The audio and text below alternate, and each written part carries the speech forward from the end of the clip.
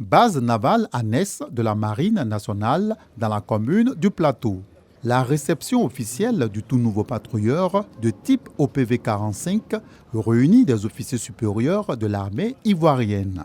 Moment solennel de cette cérémonie, le lancer du jet d'eau par deux remorqueurs de son appellation le Water Salute. En attendant le baptême de ce patrouilleur de haute mer, le chef d'état-major de la marine souligne la gratitude de son département à sa hiérarchie.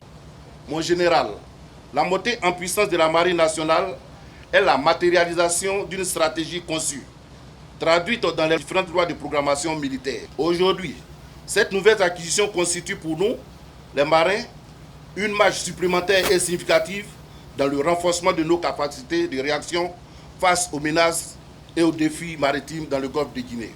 Qu'il me soit permis, à ce moment précis, de vous traduire de prime abord nos sincères remerciements pour votre présence constante à nos côtés. L'OPV-45 est le deuxième patrouilleur hauturier avec celui baptisé contre-amiral Fatika. Il est le sixième d'une série d'acquisitions depuis 2014. Le général de corps d'armée, Lassina Doumbia, chef d'état-major général des armées, situe le contexte et l'importance de cette dotation. Il s'agit pour nous d'apporter les réponses appropriées aux menaces actuelles, notamment la piraterie maritime. Une réelle menace pour les économies des pays du Golfe de Guinée. Nos marines nationales ont pu mettre en place des centres de coordination.